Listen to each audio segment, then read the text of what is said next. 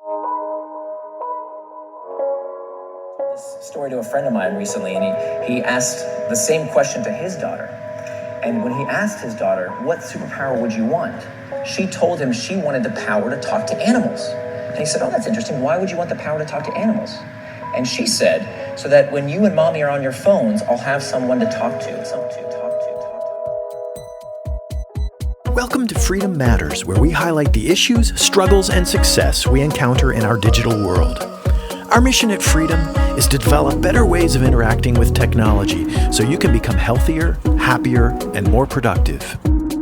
This week on Freedom Matters, we talk with renowned author and behavioral design expert Nir Eyal. Nir writes, consults, and teaches about the intersection of psychology, technology, and business.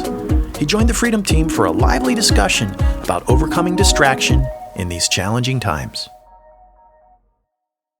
This morning on Freedom Matters, we welcome renowned author and behavioral design expert Nir Eyal.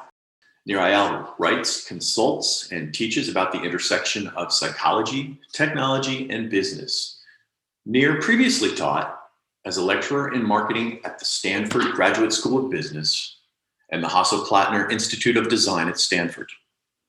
Nir co-founded and sold 2 tech companies since 2003 and was dubbed by the MIT Technology Review as the prophet of habit-forming technology. He is the author of 2 best-selling and critically acclaimed books, Hooked, How to Build Habit-Forming Products, and Indistractable, How to Control Your Attention and Choose Your Life.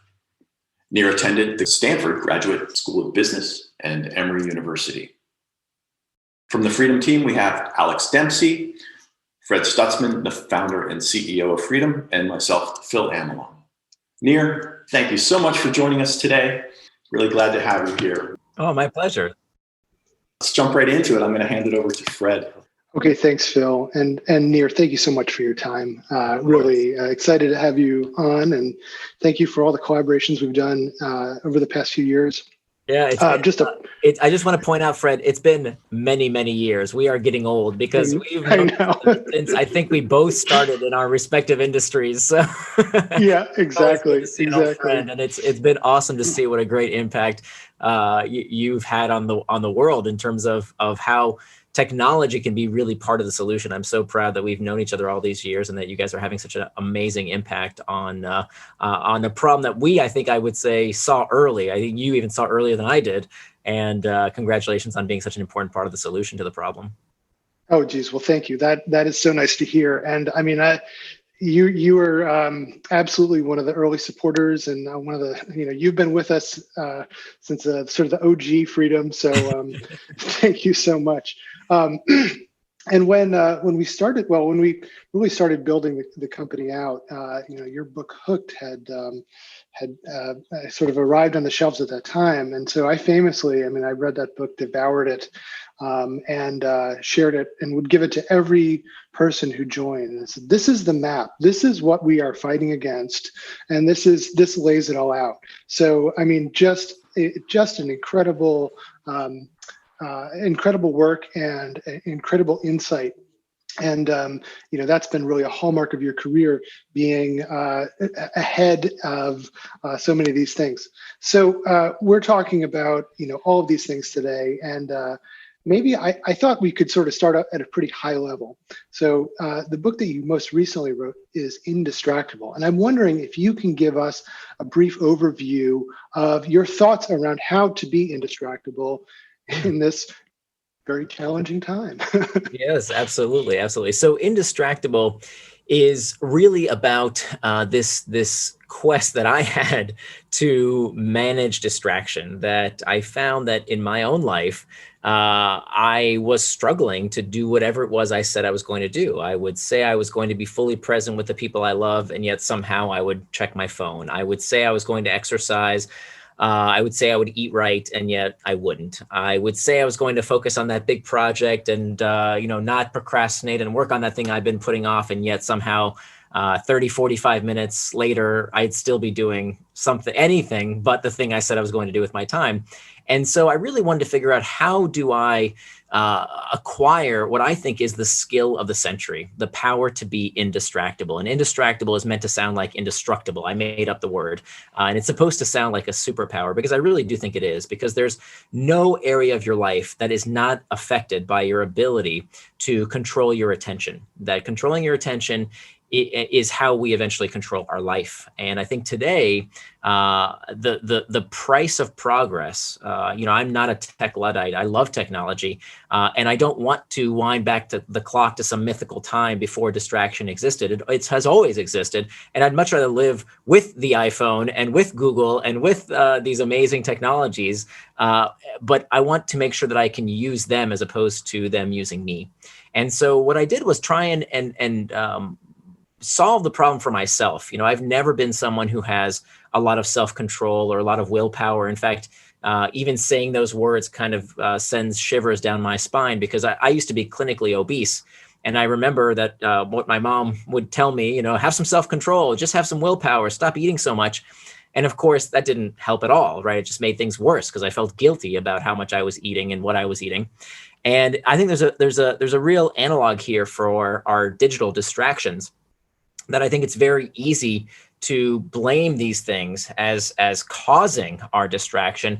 But even when we go on, digital fad diets, so to speak, I think right now it's very in vogue to go on digital detoxes, or to, declare that, you're somehow better than others because you don't use social media or whatever. And, these solutions aren't really practical for most people, just as saying, I'm never going to eat carbohydrates anymore is not really practical for people. And so we need to figure out how to live with these technologies and get the best of them so they don't get the best of us. And so the book is not specifically about tech distraction. It's about all distraction. But I think today, the reason this is so relevant, and I wrote the book, over the past 5 years, well before Corona, but now that we are in the middle of this crisis, I think the world has suddenly become even more distracting. And so I think people are even more eager to find solutions for, how can we stay on track? How can we do whatever it is we say we are going to do? So to get to your question around, okay, well, how do we do it? How do we become indistractable? I think the first place to start is to understand, what is distraction really? And to be honest, it's like one of those words that you think you understand what it is, but I certainly didn't at first.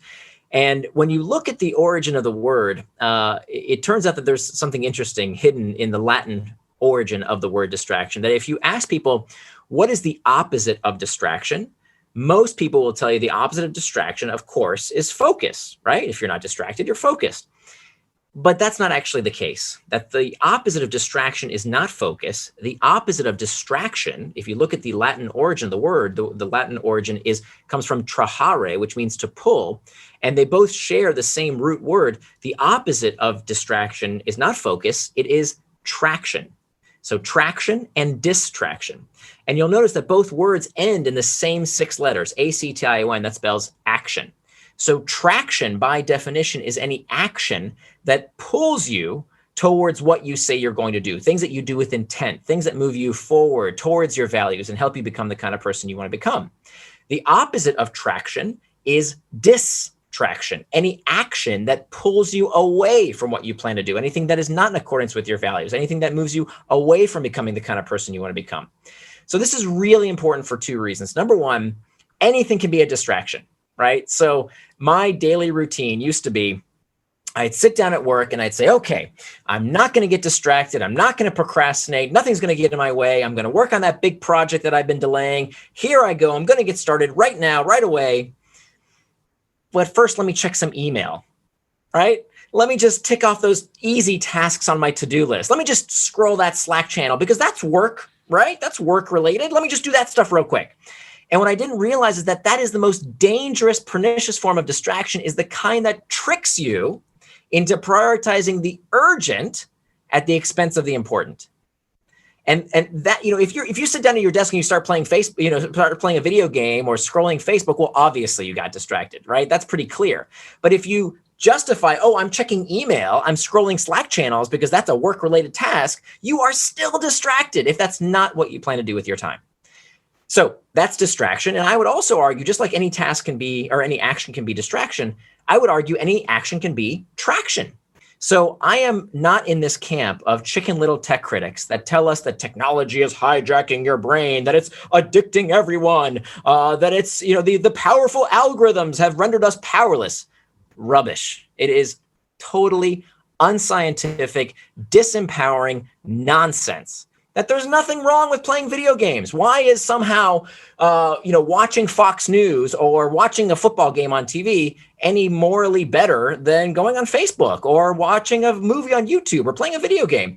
Anything you want to do with your time is fine, as long as you do it on your schedule, not the tech companies. Okay. So the time you plan to waste is not wasted time. So if you plan to do those activities, great, enjoy them without guilt. But again, do them on your schedule, not somebody else's. So now we have traction and we have distraction. Now we have to ask ourselves, what prompts us to take these actions? Well, we have two kinds of triggers. We have the external triggers and the internal triggers. External triggers, these are the usual suspects, the pings, the dings, the rings, everything in our outside environment that can lead us to traction or distraction. Those are the usual suspects. This is what people tend to blame.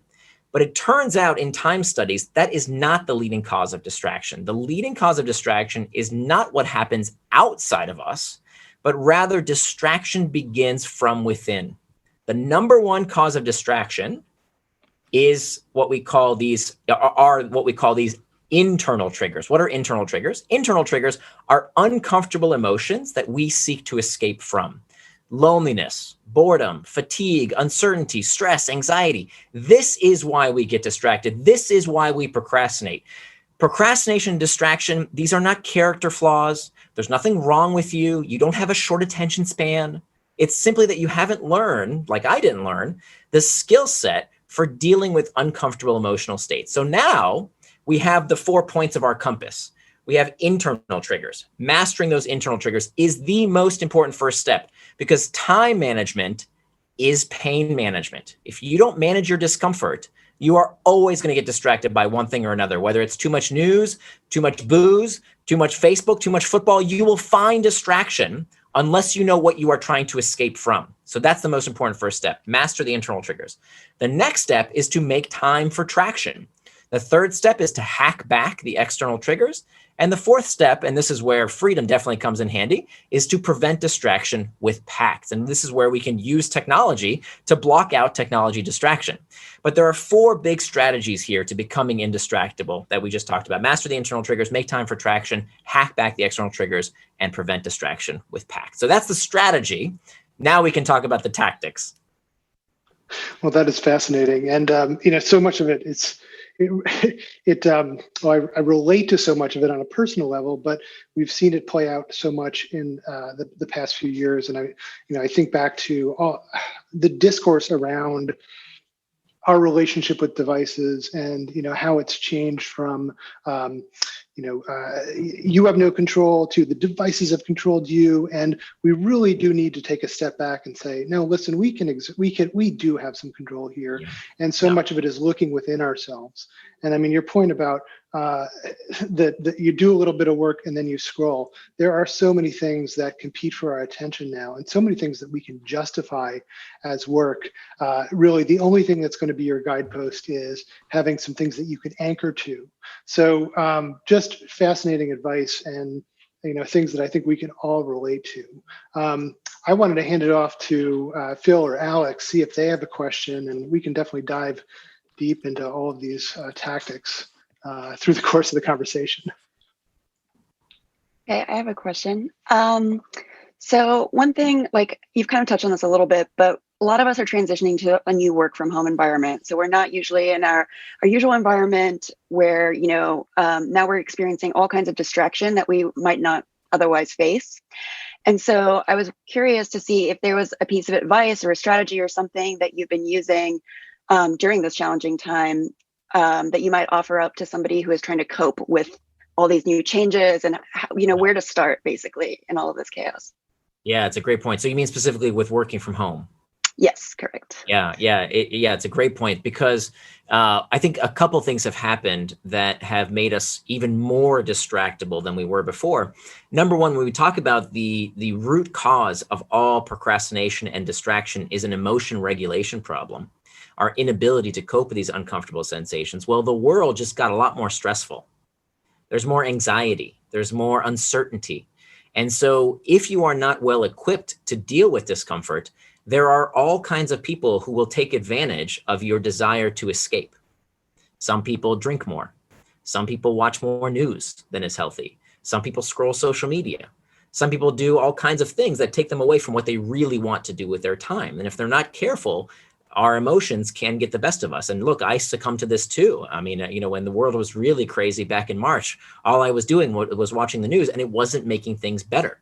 I was looking for escape, for someone to tell me that the world was going to be okay. And of course, the news isn't in the business of telling you the world is okay. The news is in the business of getting you to come back. We only think of the bad guys being Facebook and Twitter. The average American watches 5 hours of television a day, right?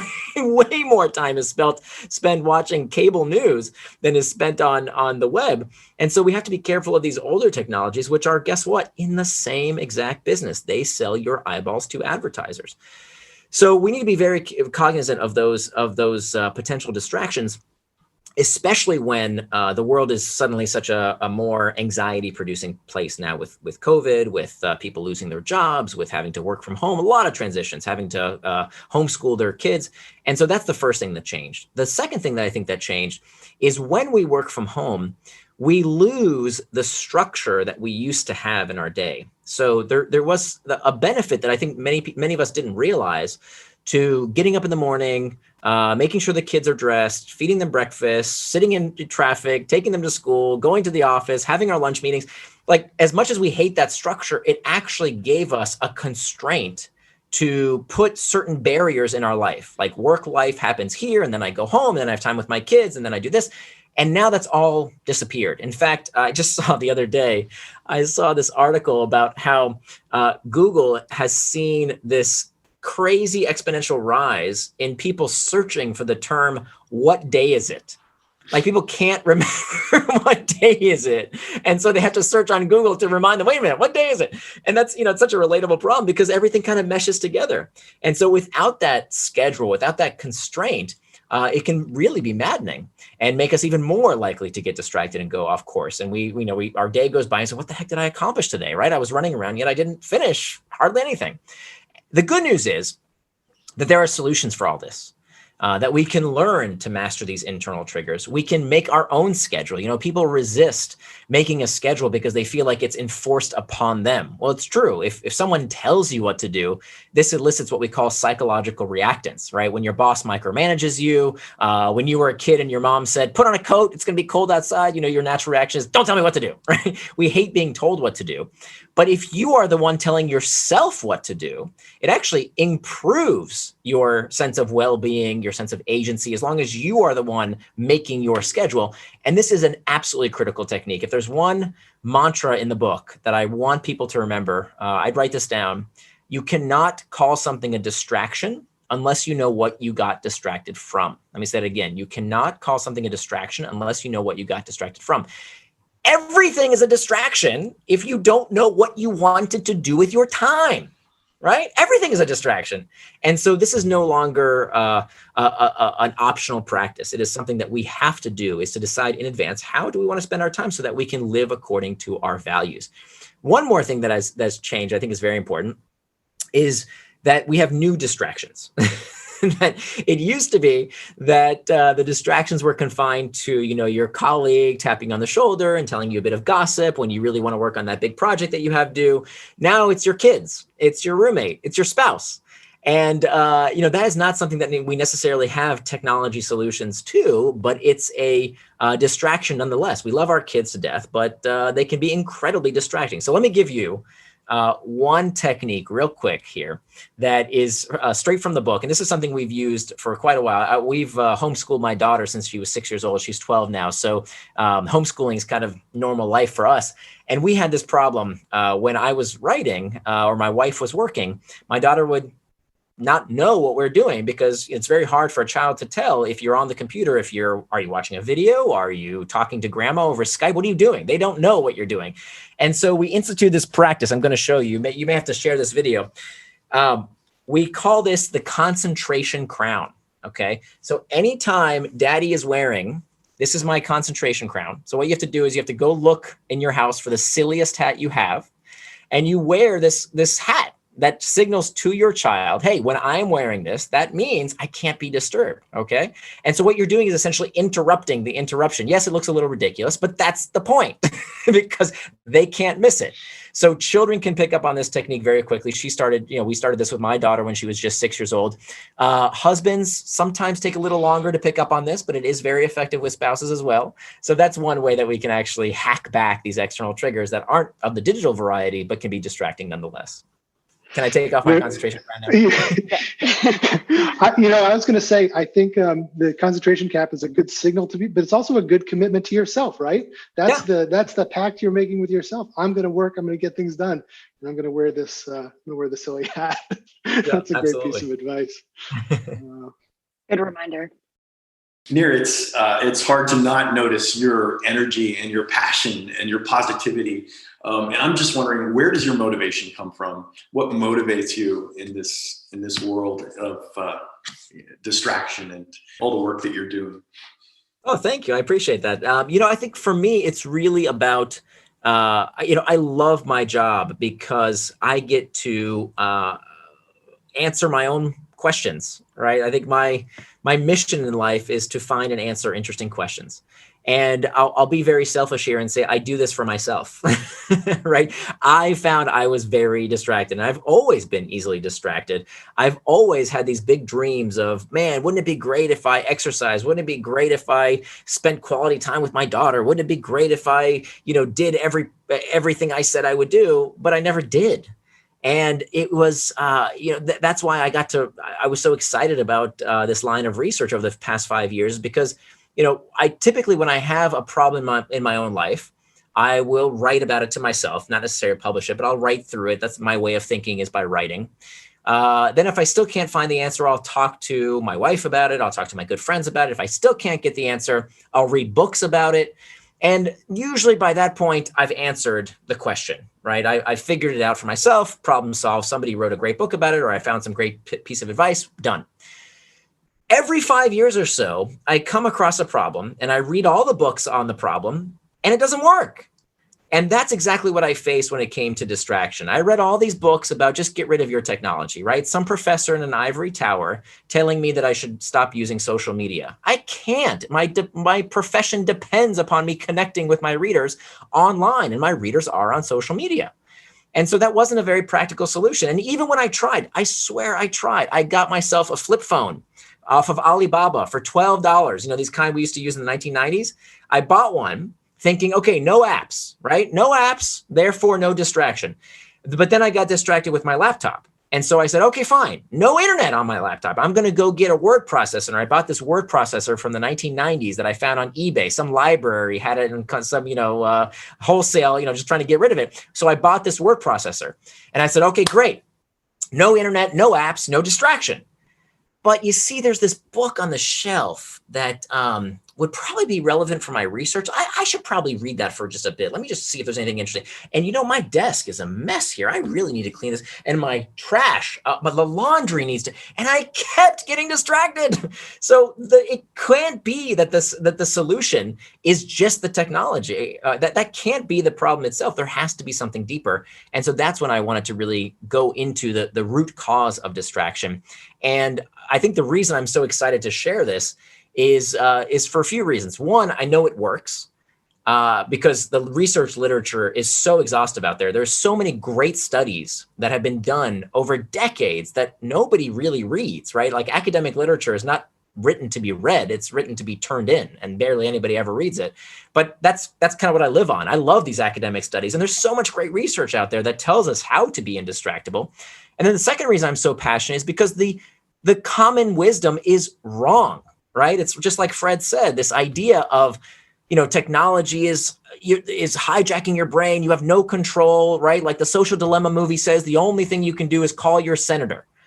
BS. Why would we wait for the geniuses in Washington to fix this problem? We can do something about it right now.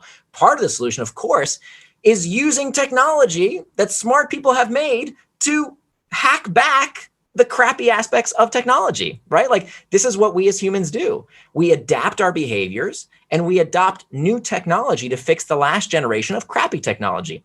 The philosopher Paul Virilio has this wonderful quote. He says, when you invent the ship, you invent the shipwreck, right?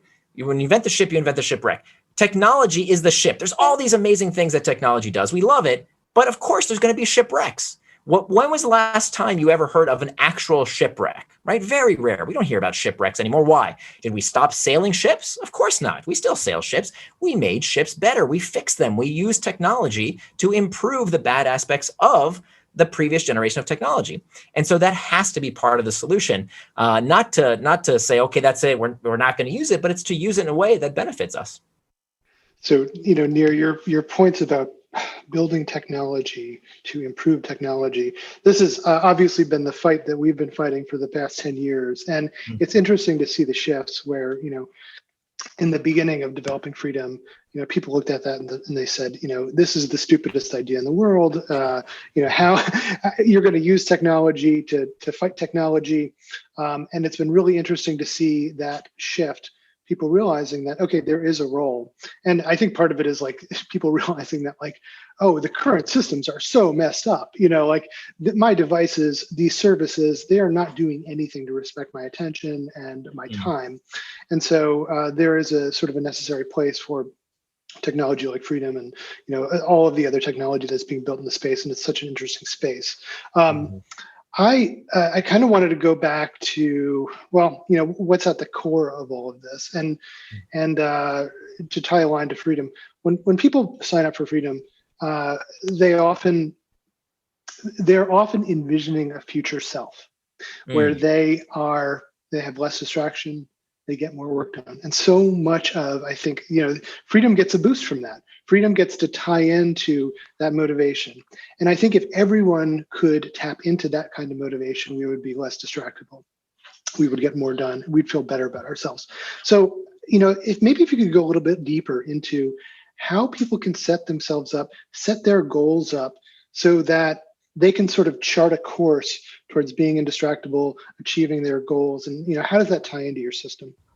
Yeah, absolutely. So there's a few very important things you've touched on, including self-image in terms of how to properly prioritize your goals.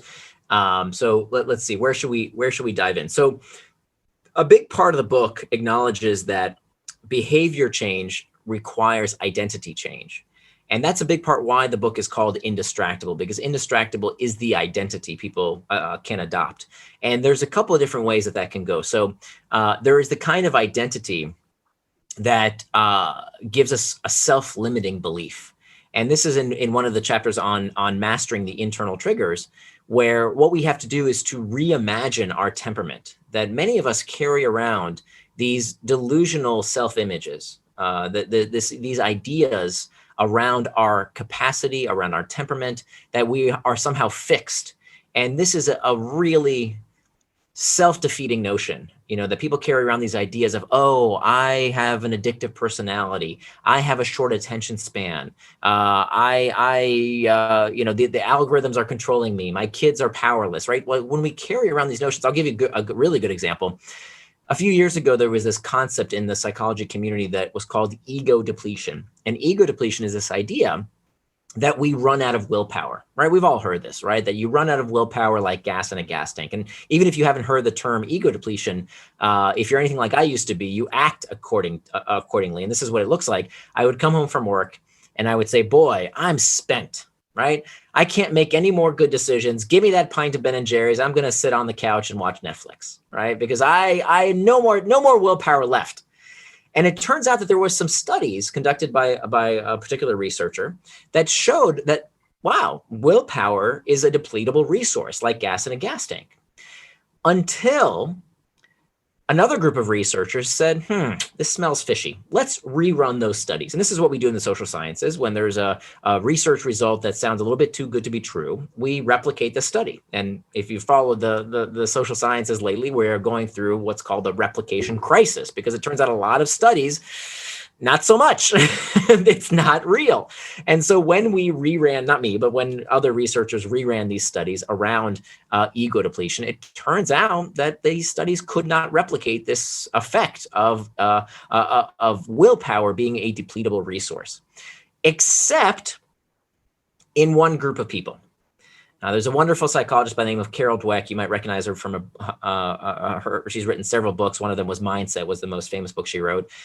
And she did these studies where she found that one group of people really did show signs of ego depletion. They really did deplete willpower as if it was a non-renewable resource, right? Like it was gas in a gas tank. Once you're out of willpower, you're out of willpower.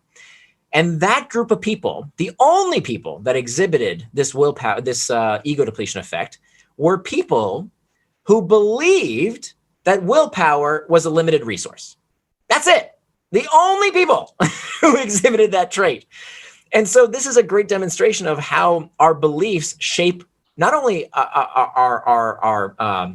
behaviors, but they also shape what we think we are capable of, because we get this notion in our head that we are limited, that we can't, we don't. And so that's why it's so important to reimagine our temperaments, to not have the burden of these self-limiting beliefs. Just like I think it is really hurting people when we say technology is addicting us. Come on. An addiction is a pathology. Okay. To say that everyone is addicted to social media and computers and video games, give me a break. It is so not true. It is disrespectful to people who actually suffer from the pathology of addiction, the real disease of addiction, to say that you like checking Facebook, that's suddenly become an addiction. Come on. Why do we do that? We like calling it an addiction because when there's an addiction, there's a pusher, there's a dealer, there's someone doing it to me. I'm a puppet on a string. Well, there's nothing I can do about it. So why even try? As opposed to calling it what it really is, which is a distraction. But when you call it a distraction, oh crap, now I got to do something about it. That's no fun. So it's very important that we use these words responsibly. So that's where we can have a self-image that harms us.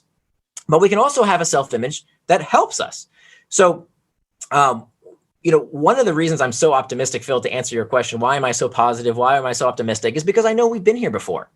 And I remember when I was a kid, growing up in the 1980s, I remember in the mid 80s, we had ashtrays all over my house. Now, my parents didn't smoke, but back in the early 80s, I know everybody born like after 1985 is not going to understand this, but let me tell you, this was the way the world was. People had ashtrays in their living rooms, whether you smoked or not, because the expectation was if someone came over to your house, they were going to light up a cigarette in your living room. Can you imagine if someone came to your home and lit a cigarette? You would never let them do that. That would be unconscionable today, right? Well, what changed? Well, has there ever been a single law that says you cannot smoke in someone's private residence? Of course not. There's never been such a law. What changed was that people adopted what we call social antibodies. They inoculated each other to these unhealthy behaviors. How did that happen? In my household, one day, my mom, who was a non-smoker, took away the ashtrays. She threw them away. And when her friend came over and just, reflexively took out a pack of cigarettes and was about to smoke, she said, "Oh, I'm so sorry. We are non-smokers. If you'd like to smoke, if you'd be so kind as to go outside." This was so offensive. How dare you ask me to go smoke outside? This was a big deal back then. But of course, now nobody would ever smoke in your living room without at least asking, right? Well, by my mother bravely standing up and saying, "No, we are non-smokers. This is our identity. This is who we are. And this is therefore what we do in our household," she was part of this social change, which today is the norm. That's what we have to do with becoming indistractable. That's why the book is called what it is, because we should stand up finally and say, you know what? I am indistractable. I don't respond to every text message in 30 minutes. Right? That's not who I am. I'll respond when I get to it. I don't constantly check email all day long. I like my focused work time. And maybe I do a little bit of weird things, right? Maybe some of these tactics are, maybe I make a schedule so that I know how I spend my time. Yeah, maybe it's a little different than most people. But is it any different from someone who calls themselves a vegetarian and has an unusual diet, or someone who calls themselves a devout Muslim and wears a hijab? No, it's not that different. It's just part of their identity. And so that's why I want this indistractable identity to be part of what people call themselves and proudly declare themselves so, because that is how we will spread these social antibodies around distraction. Another question or a distraction that I particularly struggled with this year, and we've talked about this a little bit earlier, but is the news. And that's partially because, yes, it's anxiety provoking, and it's always there and it's always updating. But there's also this other side of it as well, where I think this year particularly, you feel like you almost have a duty to remain informed, to know what's going on. And so I think like finding that balance is quite tricky for a lot of people. And I was Yes. curious if you had any strategies that you've kind of employed specifically this year that kind of helped you better deal with that issue or problem, if that was an issue for Yeah. you. So we are cut from the same cloth, Alex, because this is a real struggle for me, especially in a year that feels like is a crazier news year than I can ever remember. A few things. Number one, we need to realize that the news business is not your friend. The news business does not care if you are a well-informed citizen. That is not the role of commercial news. Maybe PBS. But short of that, Fox News, CNN, the New York Times, Wall Street Journal, they don't care. They want you to spend as much time on their sites as possible because that's how they make money. They sell ads. And the more time you spend looking at those ads, the more money they make. Guess what? Just like Facebook and Twitter do. So that's number one. We have to realize their incentives. Number two, we have to understand our motivation. That what I found was that I would justify looking at the news when I didn't really plan to look at the news because I need to know what's going on, right? That's my social responsibility to stay up to date. But is it? I don't know about you, Alex, but I kind of know who I'm voting for already. Like there's pretty much nothing that the candidates can do anymore to change my mind. I'm pretty well decided. And as much as there are terrible things going on in the world, I can't do anything about the vast majority of what I see in the news, right? I don't have the capacity to do that. All it does is stress me out and take me away from the things I can change, right? What my sphere of influence has nothing to do with 99% of what's happening in the world. And so it was futile because the reason I kept checking the news in my case was for the soap opera. Let's face it, it's a storyline. And they keep feeding us more storyline and more drama and more, murder and more, terrible things. Because the first rule of the news is if it bleeds, it leads, right? It's not to inform, it's to sensationalize. And so there's a few things we can do. Number one is understand those internal triggers. Really be honest with ourselves of, do I really need to spend 30 minutes scrolling the news or are there better ways to do it? So really understand the deeper motivations. Two, schedule time for it, okay? If part of your value system is getting up to date on things, wonderful. I love it. Absolutely, do it. But do it on your schedule. So have time in your schedule. How much time do you want to spend getting up to date? Whether it's 30 minutes, 15 minutes, an hour, it doesn't matter to me. Whatever is in accordance with your values, put that time on your schedule, time for reading the news. Another thing that we can do is to make sure we're using the right sources and sources that don't make money on us spending more time getting sucked into this content vortex of clickbaity headlines. So one of my friends taught me, James Clear, he wrote a wonderful book called Atomic Habits. He taught me this wonderful technique that he told me that if you want to check the news with a place that is not incentivized by more time spent on the site, use Wikipedia. That Wikipedia has a daily update, right? Of here are the facts. Here's what happened. And it's much more international, by the way, than just, our US centric view. So once a day, I go at a certain time, I go on to a Wikipedia page that I have bookmarked that just tells me boom, boom, boom, boom, boom, what happened. That's all I want to know, just what happened. and so going to the right source, a source that is not biased, like the New York Times, and I'm not talking about political bias, I'm talking about financially biased to suck you in, right, with as many clickbaity headlines as possible. Wikipedia just tells you what happens. If you're really good, you can do it once a month. Right, that I find actually, I'm not quite there yet, but if you really want to be a minimalist about this, book time in your calendar to go once a month and check the monthly rundown. And that'll pretty much give you everything you need to know to be an informed citizen. Doesn't feel like it, but you've got more than enough information if you just scroll that Wikipedia page. Another thing you can do is to hack back the external triggers. So for God's sakes, turn off the notifications, the constant news alerts. We don't need all that, right? It's just pointless. It's not with your best interest in heart. It's with the news company's best interest to constantly distract you and pull you away. So doing all those things. And then finally, of course, we can't leave this step out, is making a pact, using a technology, partial to freedom, to say, look, when I am focused, when I am doing my work that I don't want to be distracted, that becomes, I put New York Times and CNN and Fox News and whoever you find you might have that itch to go check, that becomes one of the block sites that is restricted during your focused work time. Okay, some great advice. I'm definitely gonna have to try the James Clear Wikipedia page. It sounds good.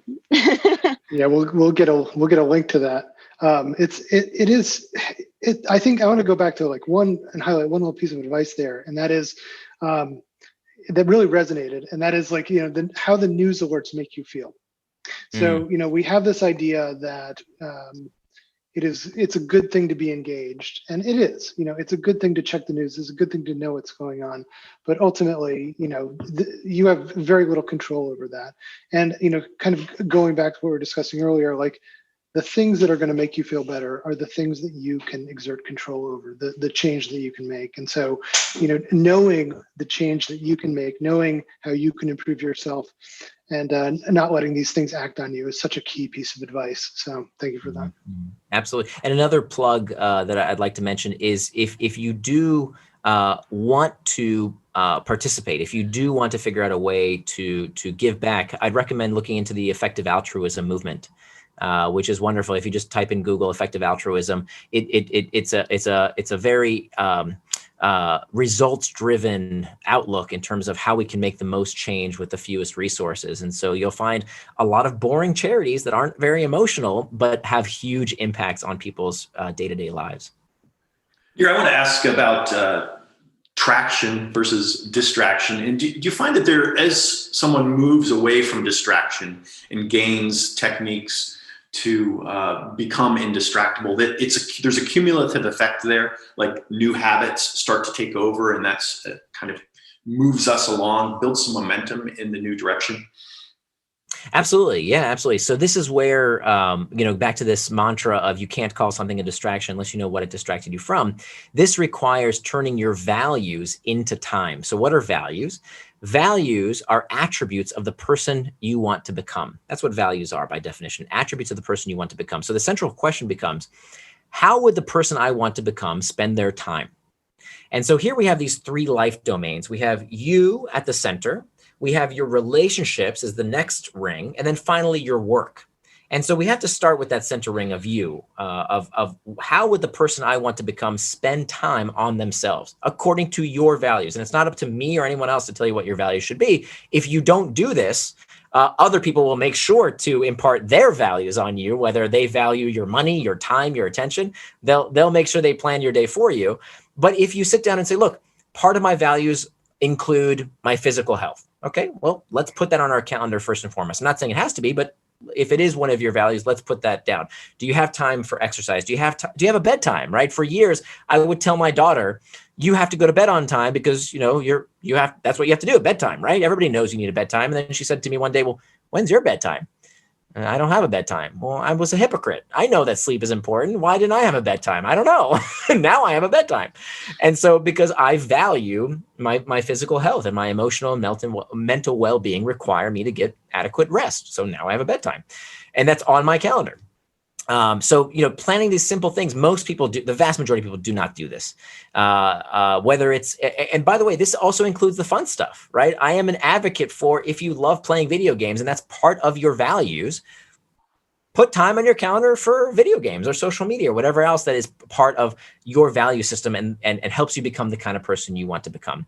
And then relationships. I think part of the reason that we have this loneliness epidemic in this country, and this didn't start with COVID, it didn't start with social media. This is something that Robert Putnam wrote about in the 1990s in his book, Bowling Alone, that we have had this decades-long trend of, as society became more secular, people had fewer occasions on their calendar booked for friends. This is why we have a loneliness epidemic in this country. And I'm not saying you have to go join a religious institution, far from it. I'm saying you can bring those back into your life, but make sure you have, if you value relationships with your family, with your friends, you need to have that time booked for those people in your life. I think maybe one of the silver linings of this corona epidemic is that for the first time, people are booking Zoom calls and meetings with their friends because they can't be physically together. Now they have that time reserved. So I hope we continue that and do that in the real world as well with in-person relationships.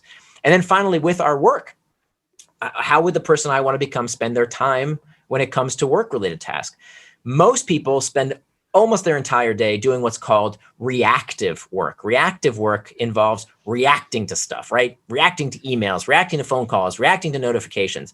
And they spend almost no time doing what we call reflective work. But reflective work is where the real work gets done, right? That's where the planning and the thinking and the strategizing all occurs during reflective work time.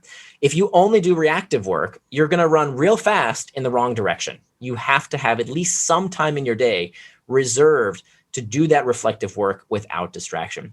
So using that framework and building a time box calendar based on this value system has all kinds of benefits. Namely, it gives you a physical artifact. You can look at your calendar now and share it with other people, right? So you can look at it for yourself and say, oh, now I know this is traction. Everything on my calendar is traction. Everything else is a distraction, including the fun stuff. If I said I was going to watch a Netflix movie or play a video game and I dare check my work email, now the work email is the distraction because I said I was going to watch that Netflix movie, for example. So not only do you have it for yourself and you can finally tell the difference between traction and distraction and how to live according to your values, you can share it with the people, the stakeholders in your life. You can share it with your spouse. You can share it with your boss. And this is a life-changing practice of sitting down with your boss and saying, hey, boss, here's how I'm going to spend my time this week. Now, you see this list, this piece of paper here? I wrote down all the stuff that I couldn't fit into my calendar for the week. Can you help me reprioritize what you'd like me to spend my time on? This will change your life. And your boss would love for you to do this. Of course, they won't ask you because they don't want you to feel like you're being micromanaged. But let me tell you, most managers have no idea how their employees are spending their time. They would love to know how you're spending your time. So having that meeting once a week and saying, here's how I plan to spend my time at work, help me reprioritize is a game changer. But that only comes from when we take 15 minutes. That's all it takes, 15 minutes once a week to make that time box calendar for the week ahead. That's great advice. I think about how many freedom users are involved in creative pursuits and how it's often the big things. It's writing that book, those songs, starting a business, and how those things often get pushed to the margins. And it sounds like a great technique for prioritizing the bigger things. That's right. And I think some of the barrier, especially when it comes to creative work, is people think that there's these, a muse will somehow, I can't plan my day because I never know when inspiration will strike. I guarantee you inspiration will not strike while you're checking Facebook or watching the news or, wasting time doing whatever else. It never strikes then, right? Because there's too many people who have incentives to make sure it doesn't strike then.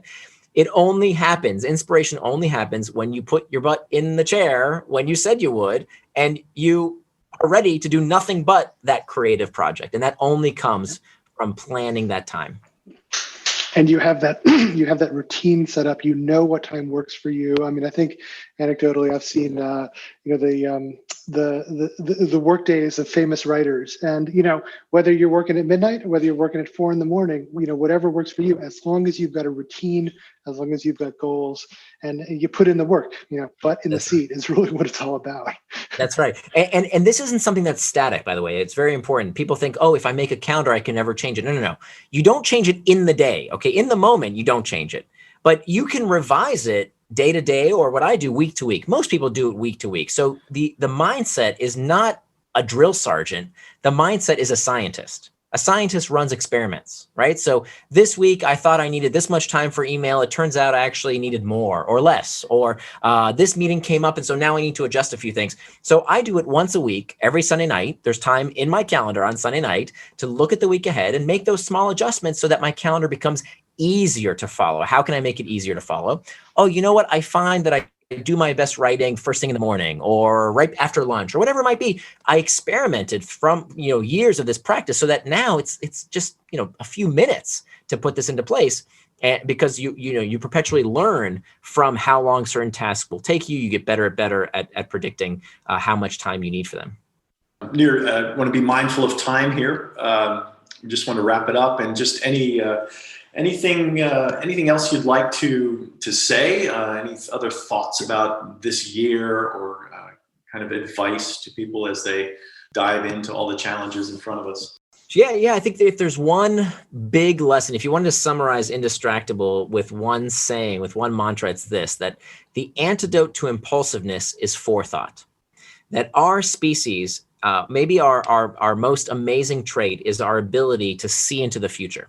That no other animal on the face of the earth can predict what is going to happen with the kind of fidelity that we can. No other animal. And so we need to use that trait, that asset, that if you wait till the last minute, you will lose, right? If the chocolate cake is on your fork on the way to your mouth, you're going to eat it. If the cigarette is lit in your hand, you're going to smoke it. If you sleep next to your cell phone every night, it's going to be the first thing you wake up and check in the morning before you even say hello to your loved one. Because at that point, you have already lost. But we can plan ahead, right? We can take steps today to ensure we don't get distracted tomorrow. So the antidote to impulsiveness is forethought. And that I really believe that we can do this. We are much, much more powerful than any of the tech companies' algorithms. It reminds me of this scene. I don't know if you've seen, have you seen the movie Indiana Jones? You remember there's this scene in Indiana Jones where Indiana Jones comes out into the bazaar, and there's this guy like in this full black outfit, and he has these swords in each hand, and he does all these like fancy knife tricks, and he does this whole routine. And what does Indiana Jones do? He takes out his gun, bang, shoots him. And that's a great metaphor here. The tech companies, they have the algorithms, and they have the computers, and they have blah, blah, blah, blah, and we can turn it off. It's not that hard, right? Bang. We can do this if we plan ahead, if we take steps today to make sure we don't get distracted tomorrow. Oh, thank you, Nir. Nir, it's been wonderful talking with you. Thanks so much. My pleasure. Oh, thank you guys. Appreciate you having me. Thank you. Learn more about Nir Eyal at nirandfar.com. That's Nir spelled N-I-R and far.com. You can download his free 80-page workbook full of exercises and activities to help you become indistractable. Thanks for joining us today on Freedom Matters.